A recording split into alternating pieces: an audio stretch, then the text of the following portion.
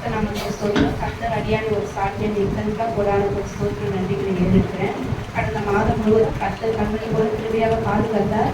நேற்றைய தினத்துல ஆரோனுக்கு பிறந்தநாள் காண கர்த்தர் கிருபை செய்தார். ஒரு ஆண்டை கொடுத்த தயவுக்காக கொடான ஸ்தோத்திரம்.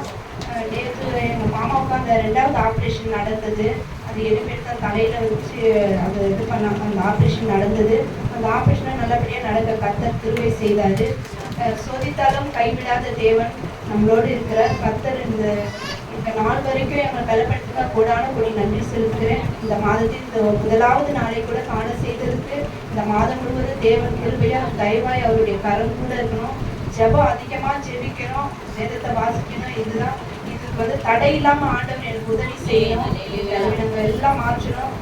எங்களுக்காக எங்கள் குடும்பத்துக்காகவும் சபையார் யாவரும் ஜெபிக்கிறது, டெய்லி ஜெபிக்கிறேங்க. அதுக்காக ரொம்ப நன்றி. வெள்ளிக்கிழமை நான் வர முடியாது, ரொம்ப வர முடியாமல் அங்கே ஹாஸ்பிட்டல் போகிறது அப்படிலாம் நிறைய விஷயம் இருந்தது. ஆனால் போன வாரத்தில் ஒரு நேரம் தாமதம் ஆயிடுச்சு. சபையில் உட்காந்து நல்லா ஜெபிக்க கர்த்தர் கிருபை செஞ்சார்.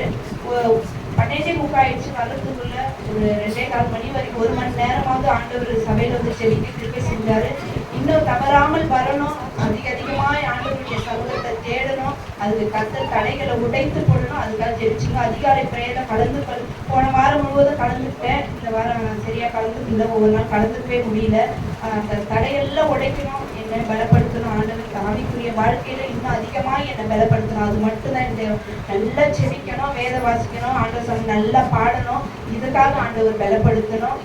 பிள்ளைகளை ஞானமாக வளர்க்க ஆண்டவர் எனக்கு கிருபை செய்யணும். இது மட்டும்தான் நான் ஆண்டவர் கிட்ட கேட்கிறேன். இது எப்போதும் ஆண்டவர் செய்வார் என்று விசுவாசிக்கிற தேவன் இந்த சாட்சியை ஆசீர்வதிப்பாராக. ஆமென்.